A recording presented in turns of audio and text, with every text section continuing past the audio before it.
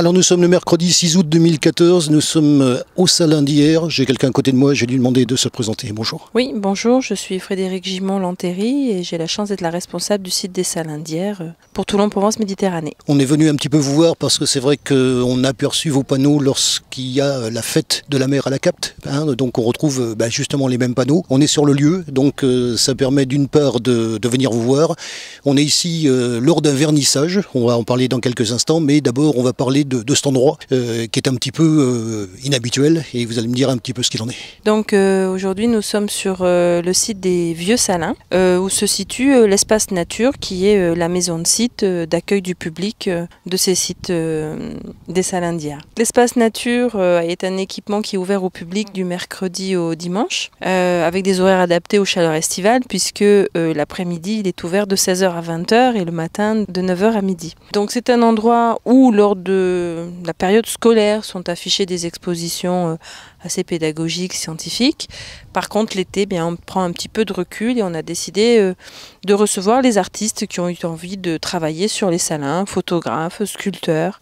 Et ici, pour l'occasion, Madame Béal qui est artiste peintre. Alors justement, moi j'ai envie qu'on m'explique un petit peu les salins, les bassins, d'autant plus qu'on dit apparemment les vieux salins, c'est ça? Oui, donc on parle des vieux salins qui sont par opposition par rapport à leur date de création, plus anciens que le salin des Pesquiers. Le salin des Pesquiers, il est familier au public puisqu'il est serti dans le double tombereau de la presqu'île de Gien. Les vieux salins sont moins connus, alors que le site est également très beau et à proximité du petit village animé par le port Potuau. Donc les vieux salins, la présence est attestée depuis le Moyen-Âge. Par contre, le salin des Pesquiers, lui, date de 1848. Donc il y était fait du sel jusqu'en 1995, date de la cessation d'activité salinière.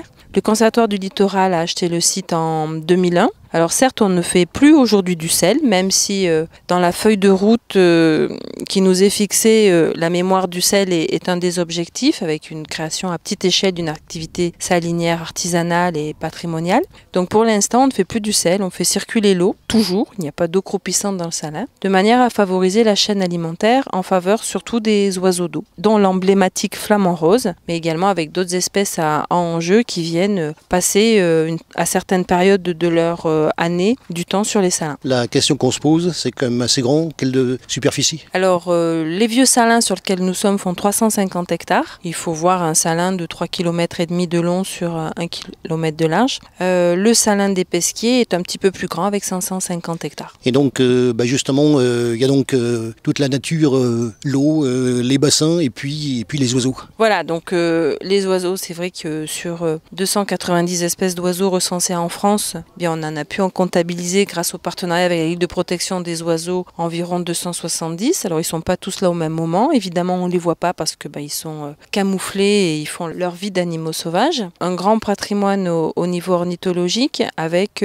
des espèces notamment dont on favorise la nidification. Donc on a construit des îlots de nidification artificiels pour favoriser la visite estivale des oiseaux nicheurs et favoriser leur reproduction. Je pense à la vaucette élégante, les chasses blanches ou le goéland railleur qui est par exemple une nouvelle espèce qui est arrivée en 2008 sur les salins. Et les flamants roses, ça vient ici aussi? Alors les flamants roses, malheureusement, ils ne sont pas sur la carte postale estivale parce qu'ils vont se reproduire pour les flamants roses qui restent en France méditerranéenne en Camargue. Donc pour l'instant, il n'y a pas eu de nidification de flamants roses.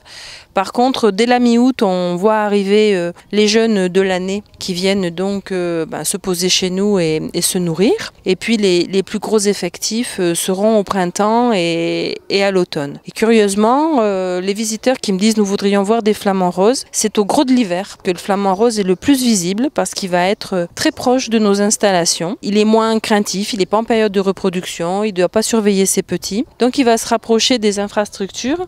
Et sur la levée de Saint-Nicolas, donc le chemin de terre qui amène à l'espace nature, c'est au gros de l'hiver qu'on peut voir au plus près les flamants roses. Alors je reviens donc à la fête de la mer à la Capte puisque vous avez participé, j'ai vu vos panneaux, de manière à justement organiser, il faut le dire quand ça a lieu, organiser des visites. Oui, donc alors sur le site nous recevons plus de 150 classes de scolaires. Ensuite le public est invité à participer participer aux visites guidées soit ornithologiques, soit patrimoniales, en s'adressant à l'Office du tourisme d'Hyères. Là, il y en a 3 à 4 fois par semaine, au gros de l'été. Ensuite, nous avons, comme vous le dites, l'envie de faire connaître des sites qui sont quand même relativement fermés pour l'instant, parce que très sensibles aux dérangements, notamment au regard de l'avifaune. Et donc, soit nous participons à des événements, la fête de la mer où vous nous avez rencontrés, le salon au cœur de la mer aussi au mois de février sur le port d'Hyères.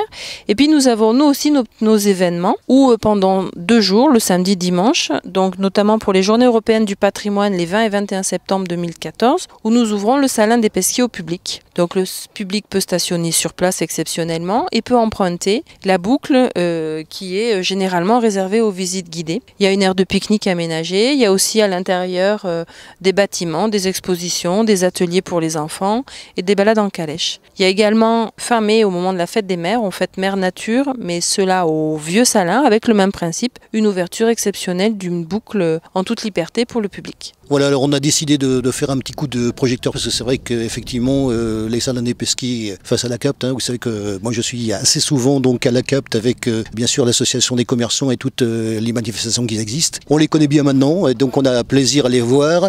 On a aussi plaisir à vous voir puisque on vous a vu là-bas, donc on est content de faire un petit complément puisque on vous a vu là-bas, on vient vous voir chez vous, c'est quand même bien et donc un petit coup de projecteur sur cet endroit qui, alors justement on va conclure là-dessus. Est-ce que c'est assez connu ou est-ce que ça mérite justement que ce soit davantage connu? Oui, c'est vrai que le site des vieux salins, que ce soit le village qui est magnifique avec le petit port, tous les restaurants, que ce soit l'espace nature qui est le lieu d'accueil du public, mérite un éclairage particulier. C'est d'ailleurs pour ça qu'on a créé un événement au moment de la fête de la nature. C'est aussi pour ça que lors des vernissages, on fait connaître au goutte à goutte ou comme en construisant un patchwork pour mieux faire connaître cet espace. Et souvent les gens qui l'ont découvert s'en servent de promenade, de découverte avec leurs amis, c'est pas loin de la plage, ça permet d'avoir une belle demi-journée. Et puis c'est aussi un site qui est très complémentaire du salin des pesquiers. Le salin des pesquiers, c'est vraiment une friche industrielle où le témoignage de l'activité salinière est prégnant. Par contre, les vieux salins ont une dimension nature et un grand paysage de nature aussi intéressant à découvrir.